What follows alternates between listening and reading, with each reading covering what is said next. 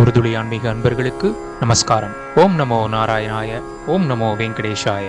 இன்று இந்த காணொளியில் நாம் காண இருப்பது அபரா ஏகாதசி பற்றிய பிரம்மாண்ட புராண விளக்கம். நீங்கள் இதுவரை நமது சேனலை சப்ஸ்கிரைப் செய்யவில்லை என்றால் உடனடியாக சப்ஸ்கிரைப் செய்து ஒரு துளி ஆன்மீக அனுபவம் பெற்றிடுங்கள். வாருங்கள் புராண மகிமையினை அறிவோம். ஒரு முறை யுதிஷ்டிர மகாராஜ் ஸ்ரீ கிருஷ்ண பரமாத்மாவிடம் கேட்கின்றார், ஓ பரந்தாமா, வாசுதேவா, ஜேஷ்ட மாதத்தில் தேய்பிரையில் வரக்கூடிய ஏகாதசியின் பெயர் என்ன மற்றும் அதன் மகிமை என்ன?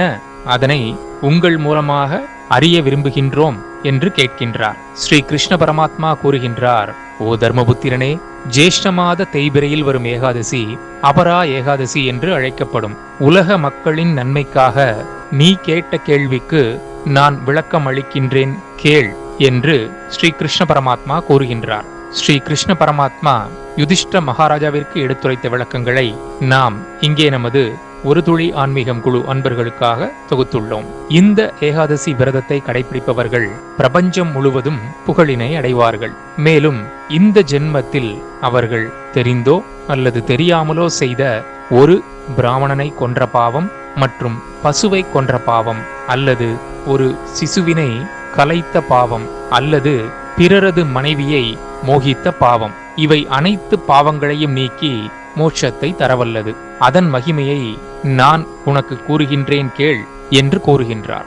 மேலும் ஸ்ரீ கிருஷ்ண பரமாத்மா பாவ விஷயங்கள் எவையெல்லாம் என குறிப்பிடுகையில் பொய் சாட்சியம் கூறுவது மகா பாவமாகும். வியாபாரத்தில் அளவை குறைத்து, அதாவது எடையினை குறைத்து 1 கிலோ பொருளுக்கு 900 கிராம் அல்லது 950 கிராம் என கொடுத்து ஏமாற்றுவது, இதுவும் பாவமாகும். மற்றும் போலி ஜோதிடம், போலி மருத்துவம், போலி கணக்கு எழுதுபவர் ஆகிய அனைவரும் பாவத்தை சம்பாதித்து அதன் மூலம் நரகத்தினை அடைவர். அவ்வாறு செய்தவர்கள் உளமாற பிரார்த்தித்து செய்த தவறை உணர்ந்து இனி இது போன்ற தவறுகளை செய்ய மாட்டோம் என்று உறுதியெடுத்து இந்த அபரா ஏகாதசி விரதத்தினை கடைபிடித்தால் அவர்கள் செய்த பாவங்கள் விலகி நல்ல நிலையை அடைவர்.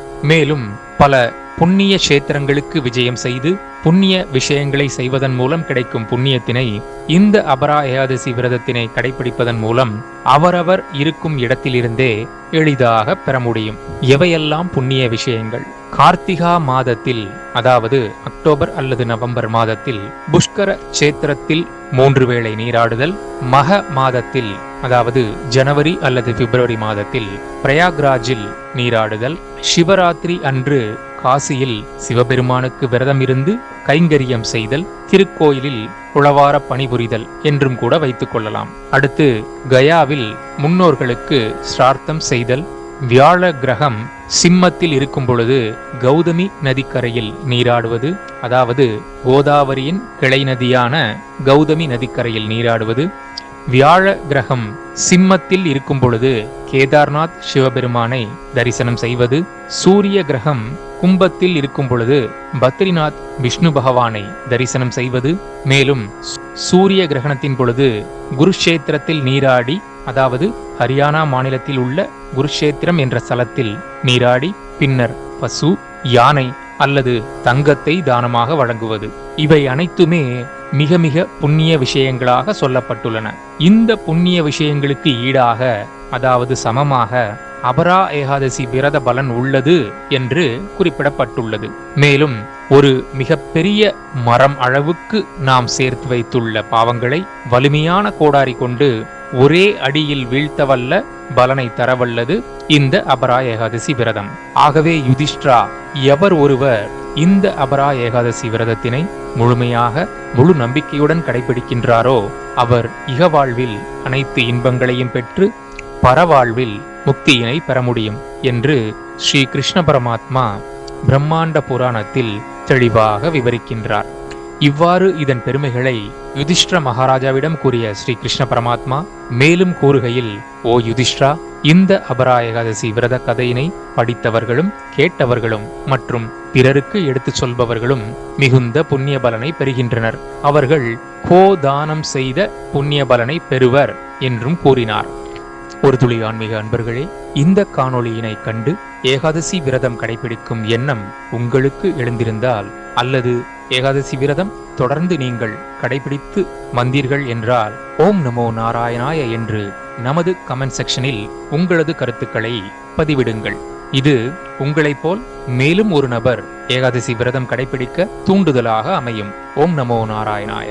ஆகவே அன்பர்களே, நமது இப்பிறவி எப்படி இருப்பினும் நாம் செய்த பாவங்களை போக்கவும் அடுத்த பிறவி வேண்டாம் என்று கூறினாலும் கர்ம பலன் தொடர்ச்சி காரணமாக ஒருவேளை அடுத்த ஜென்மா இருப்பினும் அந்த ஜென்மாவில் கூட மிகுந்த புண்ணிய ஆத்மாவாக பிறக்கவும் இந்த அபரா ஏகாதசி தினத்தில் நாம் செய்ய வேண்டியவை: வாய்ப்பு இருப்பவர்கள் ஏகாதசி அன்று 3 வேளையும் உண்ணாமல் விரதம் இருக்கலாம், அல்லது அவரவர் உடல்நிலைக்கு ஏற்ப ஒரு வேளையோ அல்லது 2 வேளைகளோ இருக்கலாம்.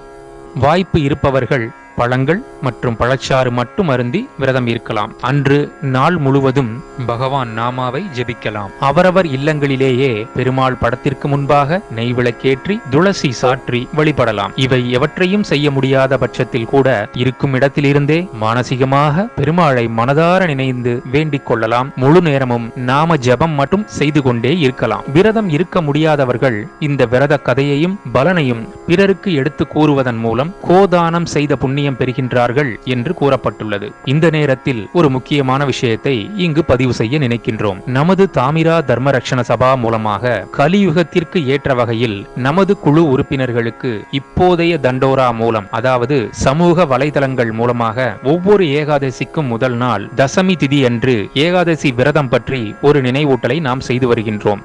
நீங்களும் நமது ஒரு துளி ஆன்மீகம் வாட்ஸ்அப் குழுவில் இணைய திரையில் தெரியும் எண்ணிற்கு வாட்ஸ்அப் செய்யுங்கள். ஓம் நமோ நாராயணாய. ஓம் நமோ வெங்கடேஷாய.